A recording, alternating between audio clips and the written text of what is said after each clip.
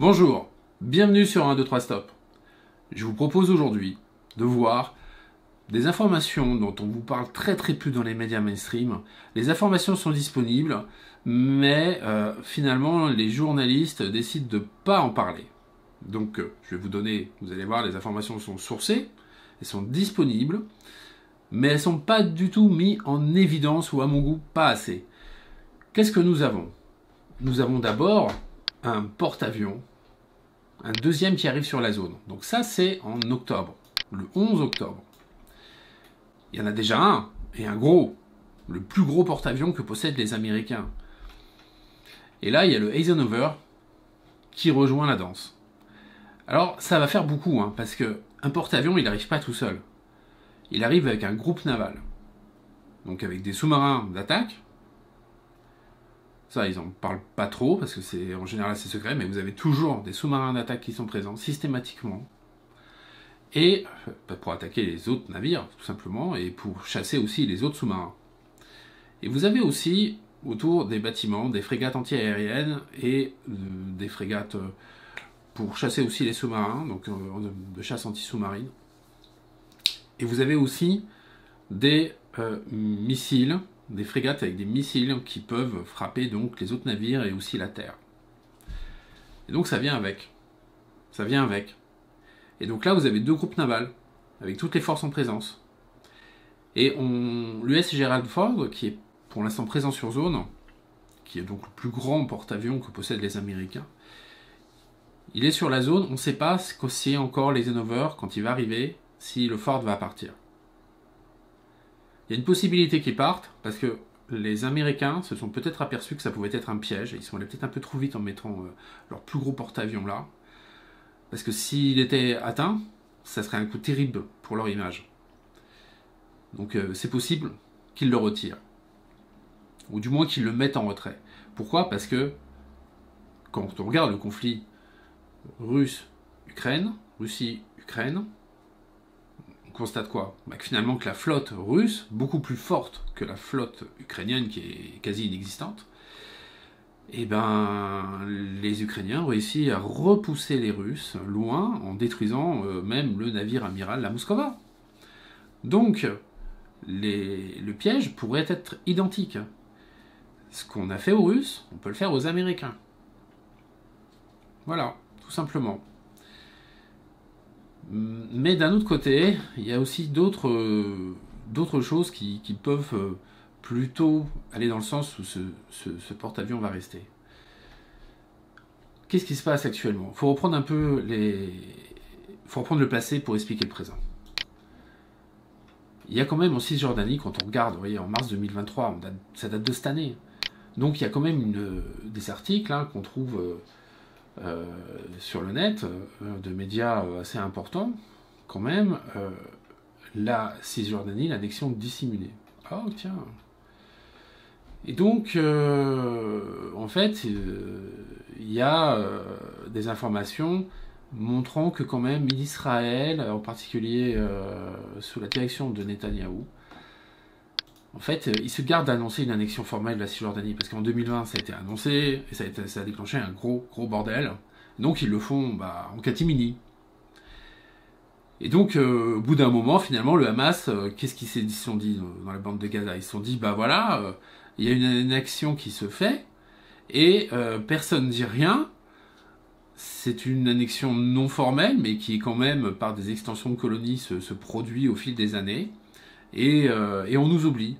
Et l'Arabie Saoudite, qui était donc un support important, l'Arabie Saoudite, mais aussi le Qatar, ne font rien pour nous aider finalement, à part nous donner de l'argent et faire un support de vive voix, mais pas suffisamment dans les actes.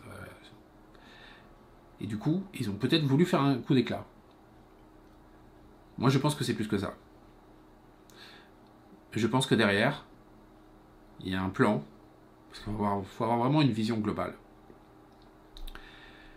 Il y a la guerre avec la Russie d'un côté, il y a les conflits avec l'Iran, il y a l'Azerbaïdjan qui a mis la main sur le Karabakh, l'Iran qui n'a pas bronché, qui a laissé faire, la Russie qui a laissé faire.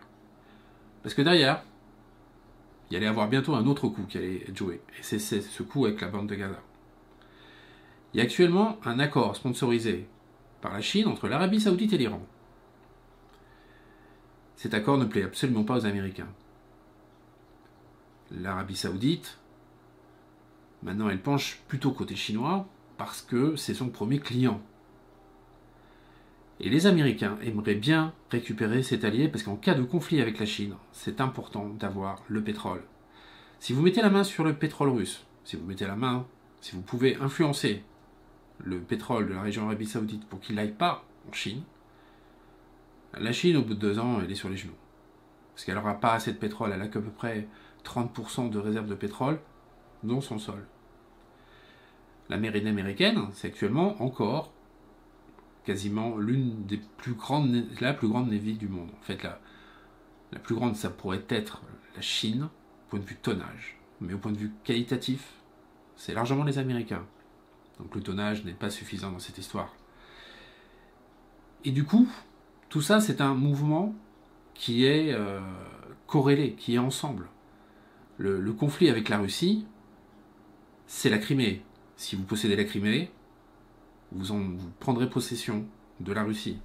C'est ce qui est connu en géostratégie depuis quand même un bon moment. Qui possède la Crimée, qui possède la mer Noire, qui possède l'Ukraine, on coupe les vivres, on coupe les pieds à la Russie. Ça explique pourquoi aussi les Russes, ils se défendent ardemment sur ce point. Et l'intérêt d'avoir le pétrole russe, c'est qu'en cas donc de blocage naval sur la Chine, s'il n'y a plus de pétrole russe qui arrive par la terre, la Chine, elle ne va pas pouvoir tenir sur la durée. Juste sans envoyer des hommes sur place, vous voyez, juste en mettant des bateaux qui vont intercepter donc les navires marchands, et puis en coupant donc les gazoducs côté russe, la Chine, elle est en situation de faiblesse à ce moment-là. Et c'est aussi pour ça qu'en sous-main, elle aide la Russie. Parce qu'elle ne veut pas voir tomber la Russie, même si en même temps c'est un concurrent sur certains points, et si elle aimerait bien mettre la main sur ces pétroles de Sibérie en arrière-fond, en arrière-pensée. Et c'est pour ça aussi que ces deux-là, ils se regardent un peu en chat de faïence, c'est-à-dire qu'il y a des accords d'aide entre la Russie et la Chine, mais en même temps, c'est un peu comme l'Allemagne et la Russie avec Ribbentrop. Donc il peut y avoir des coups tordus qui se fassent. Et c'est vraiment une situation actuellement très très confuse qui peut basculer d'un côté à l'autre assez rapidement. Et donc en parallèle de cet accord entre l'Arabie Saoudite et l'Iran, les Américains ont proposé un accord avec l'Arabie Saoudite et Israël, en disant l'Arabie Saoudite, je vous propose d'être en position de force face à l'Iran qui va bientôt avoir l'arme nucléaire. Il suffit de voir les taux d'enrichissement qui ont été annoncés en juin, qui sont suffisants pour faire des armes nucléaires. Et je vous propose donc des armes nucléaires israéliennes.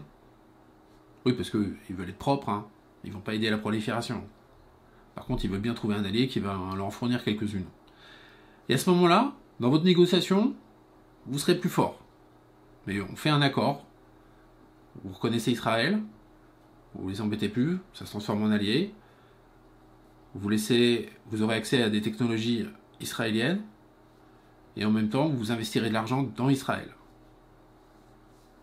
Voilà, une sorte de joint venture en fait. Ça peut avoir un certain intérêt pour l'Arabie Saoudite, et c'est pour ça que, pour moi, le conflit actuel pour Gaza met en pause les pourparlers comme ça a été annoncé, mais c'était entièrement, il n'y avait aucune surprise. Mais bon, sans surprise, ça reprendra après. Ça, c'est trop intéressant pour l'Arabie Saoudite, c'est trop intéressant pour Israël. Pour ces deux-là, c'est une question de survie finalement. Finalement, ils ont un intérêt très commun pour pouvoir contrebalancer l'Iran, et ils ont besoin l'un de l'autre. Et à côté de ça, le Hamas, il a fait une telle violence, que ça appelait forcément une réaction extrêmement violente d'Israël. Et ça peut être un engrenage, parce que derrière, le Hamas, il n'est pas suicidaire. Effectivement, ça les embêtait qu'on les oublie. Ok ? Donc ils pouvaient effectivement faire un coup d'éclat. Mais un coup d'éclat à ce point-là, c'est plus un coup d'éclat, c'est un massacre. Et qui allait forcément appeler un massacre, mais comme rarement ça a été vu. Donc il allait forcément avoir une réponse pour satisfaire l'opinion publique israélienne très conséquente de Benjamin Netanyahu. Il n'a tout simplement pas le choix.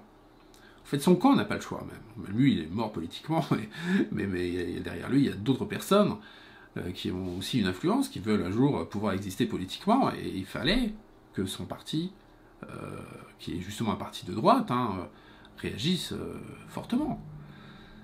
Et donc derrière, moi je ne crois pas au suicide. Moi je crois plutôt que c'est un piège. Les Israéliens vont réagir violemment. Le Hezbollah va arriver dans la danse. Et le Hezbollah, c'est possible qu'ils aient des missiles anti-navires. Et à ce moment-là, s'ils les déclenchent sur les navires américains, ils peuvent se prendre une tôle. Surtout que s'il y en a qui sont lancés, ça sera une sacrée salve. C'est-à-dire ça va pas être juste un ou deux pour marquer le coup. Ça va être l'occasion est trop belle. Trop belle. Et derrière, de toute manière, on arrive à un point où il y a des problèmes d'énergie quand même globalement. Le peak oil, il est passé. Le peak oil est passé. Le peak oil en extraction naturelle, celle qu'on voit avec le puits le forage classique avec la tour, et puis le pétrole qui explose, qui éjecte, il est passé en 2008. En 2008. Tout ce qui restait pour compenser, c'était donc les extractions non conventionnelles. C'est donc des méthodes autres, fraction du pétrole avec le gaz de schiste, ou sinon au Canada avec par exemple du pétrole sous forme bitumeux, où c'était très polluant et très difficile d'extraire. Donc il y a quand même un souci sur le pétrole. Il n'y aura pas de l'énergie pour tout le monde. Il y a la Chine qui est la première puissance économique mondiale maintenant, l'Inde qui commence à arriver, et les États-Unis, ils sont encore la première puissance militaire, pas économique, mais militaire. Et du coup, est-ce qu'ils vont laisser le futur s'installer, ou est-ce qu'ils vont se dire non, attendez, nous on veut rester première puissance économique, et vous allez voir, les énergies, nous on va mettre la main dessus. Voilà, c'est ça derrière. Et le conflit avec la Russie, c'est aussi pour moi, c'est mon avis, c'est ça derrière. Bon, maintenant je vais vous apporter d'autres éléments qui vont aussi qu'on parle du passé, qui pourrait expliquer le présent. Voilà, il faut quand même se rappeler qu'on a fait beaucoup, nous les Européens, énormément quand même pour la Cisjordanie, pour la bande de Gaza. On a sponsorisé à moitié la construction d'un aéroport, la construction aussi, on a été sponsor derrière la construction du port de Gaza. Donc on a beaucoup sponsorisé. Bon alors c'est vrai, c'était en 98. Donc maintenant les sponsors financiers sont autres. C'est plutôt le Qatar et d'autres pays de la zone de l'Arabie Saoudite. Mais bon, on a fait beaucoup, et les Israéliens ont tout cassé, ils ont tout bombardé au bout d'un moment, voilà quoi. Parce que la direction que ça prenait, que la bande de Gaza leur plaisait pas avec la victoire du Hamas, donc au bout d'un moment, ça a pété, ils ont tout rasé. Mais voilà, on avait fait des efforts, et ça s'est pas bien soldé. Concernant les forces en présence, je reviens là-dessus. Parce que là, vous voyez bien le porte-avions américain, le Eisenhower, le Gerald. Évidemment, c'est des positions approximatives. Mais bon, ça donne quand même une idée. On a ici aussi des choses, mais là, bon, là, il peut y avoir Saint-Pétersbourg, c'est ça qu'il faut voir. Et il y a ce qui est ici. Oh, toi, disparaît. Donc, ce qui est là, c'est intéressant. Parce que là, on a donc des bateaux militaires américains, mais c'est une flotte de patrouilles en fait maritimes. C'est pas tout à fait des navires de guerre, c'est les Coast Guard, et donc ils ont là-bas aussi des bateaux pour lutter contre la piraterie, pour faire des vérifications, pour escorter les bateaux. Voilà, mais c'est pas des frégates, des destroyers, ils sont pas aussi bien armés. Mais si on leur tire dessus, on tire sur les Américains, donc attention. Mais à côté de ça, il y a le Bahatan Arg. Alors ça, c'est intéressant. Parce que dans les soutiens financiers, il y a le Qatar. Et le Qatar, il y a déjà eu donc des articles, 2014 par exemple, le Qatar supporte le Hamas. Et donc ils vont donner beaucoup d'argent, beaucoup d'argent. Et donc, taper, comme va le faire les Israéliens sur la bande de Gaza sans résoudre les problèmes financiers, ça va servir à rien, si ce n'est à déplacer des populations civiles et des populations militaires. Des troupes, quoi. Mais sinon, une fois que les troupes vont se retirer, ça va repartir. Donc il faut prendre le mal à la racine. Et qu'est-ce qu'il y a justement dans cette zone, dans la zone du Golfe? Il y a le Messa Verde, qui est donc des navires de débarquement. Ah, des navires de débarquement. Alors, cette menace, elle n'est pas en fait pour les Iraniens. Les bateaux qu'on voit là, c'est pas pour taper pour les Iraniens. Il n'y a pas des avions pour aller bombarder l'Iran. Si les Américains bombardent l'Iran, ça sera à partir de leur porte-avions, ou alors ce sera les Israéliens qui vont se mouiller. Mais c'est pas cela. Non, cela c'est des navires de débarquement. Et que ça. Et puis ils y sont allés, c'est-à-dire que vous avez... donc ça c'est la patrouille maritime dont je vous ai parlé, c'est pas les navires de débarquement, c'est les Coast Guard. Mais vous avez ça aussi. Et justement, ils font des exercices, vous voyez, depuis le 2 octobre 2023. L'USS Cartel Hall, c'est le LSD 50. Ils forment un groupe aéronaval dans le coin. Et vous voyez, c'est bien Amphibous Squadron. Donc, c'est fait pour faire du débarquement. Quel est le petit état richissime qui se trouve dans la zone et qui a eu à un moment donné des tensions avec l'Arabie Saoudite? Le Qatar. Donc, ces navires-là, c'est pour le Qatar. Et c'est aussi pour ça qu'actuellement, au début, vous avez vu dans nos médias en France. Bon, si vous êtes là, c'est peut-être que la vidéo vous plaît. Alors, un petit pouce bleu et abonnez-vous. Un support pour Israël, de la compassion, etc. Et si vous écoutez bien donc les médias, maintenant, il y a une autre petite musique qui est oui, ils sont fait massacrer, mais. Et ce qui est vrai, le mais est tout à fait vrai. Israël a bien cherché les ennuis sur ce coup, et d'ailleurs pas pour n'importe quelle raison. Attendez, là je vous ai fait une petite comparaison des différents porte-avions. De la taille, là vous avez... mais on va revenir après. C'est ça là ce qui est intéressant. Ça, c'est Israël, il y a 2000 ans à peu près, au temps du roi David. Donc voilà la taille d'Israël. C'est étonnant, Et puis ils avaient qui comme ennemi? Ils avaient cela, qui s'appelait les Philistins. C'est la bande de Gaza qui est là. Ironie de l'histoire. Et par contre, là, c'est la Cisjordanie actuellement qui est donc pas complètement encore annexée. Mais donc si on regarde donc la taille, la tête de royaume de David, ça ressemble à ça. Et donc, voilà. Il y a des choses à voir avec le passé, vous voyez.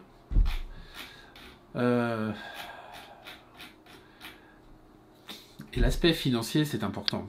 C'est-à-dire que là, cette guerre, ça a des coûts financiers, et surtout, vous avez à peu près de la population active.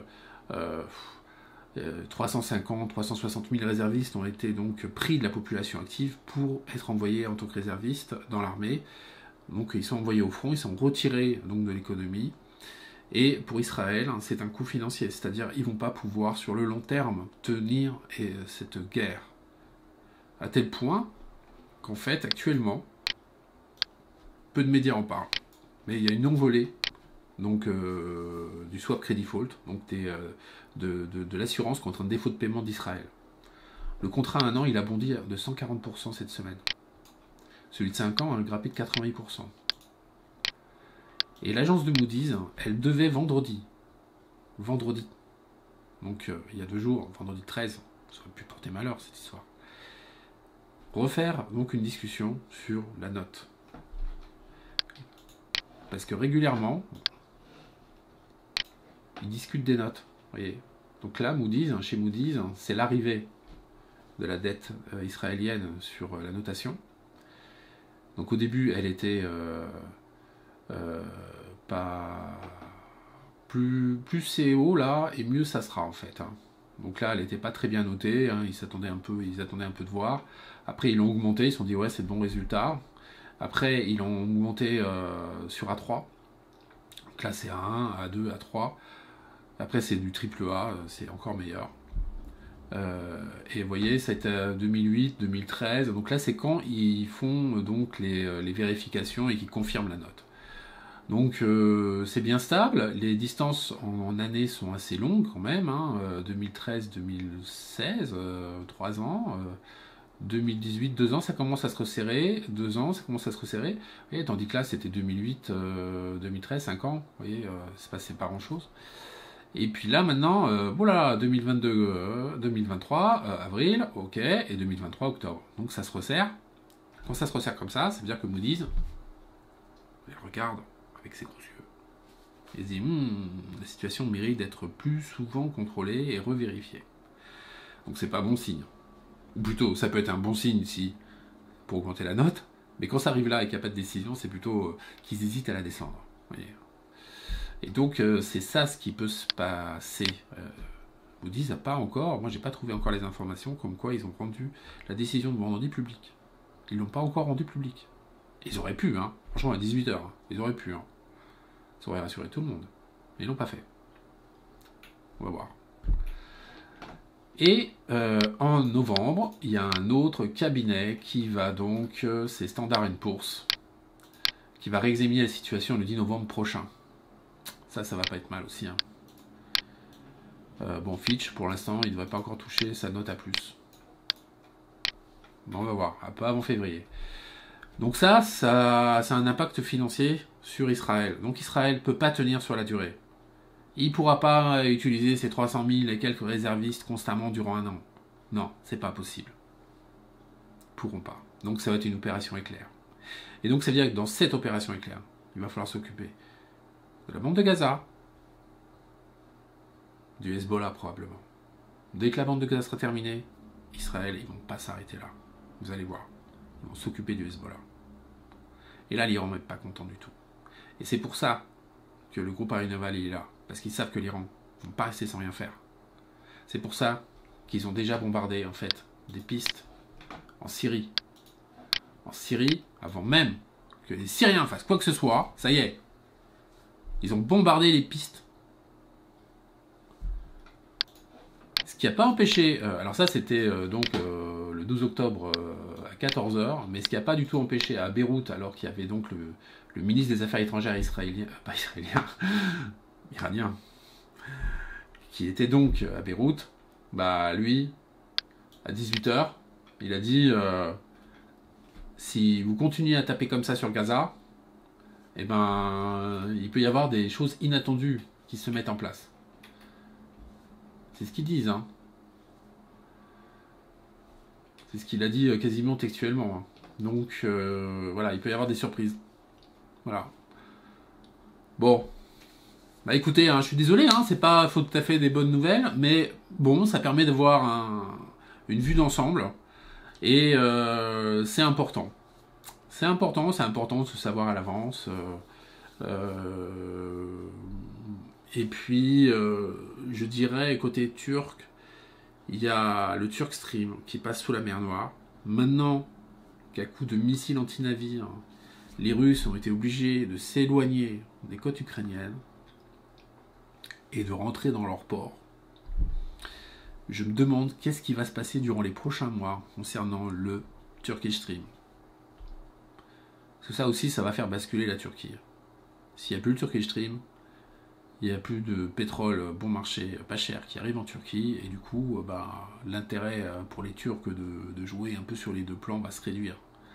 Voilà. Ça peut les décider d'aller d'un côté ou de l'autre. Voilà. Bon bah écoutez, si ça vous a plu cette vidéo, si vous avez appris des choses, si vous n'êtes pas d'accord avec ma vision des choses, mettez-les en commentaire, hein, pourquoi pas, peut-être que je me trompe. Je répondrai aux questions. Et sinon, je vous souhaite, écoutez, un bon moment, une bonne soirée, une bonne journée. Salut!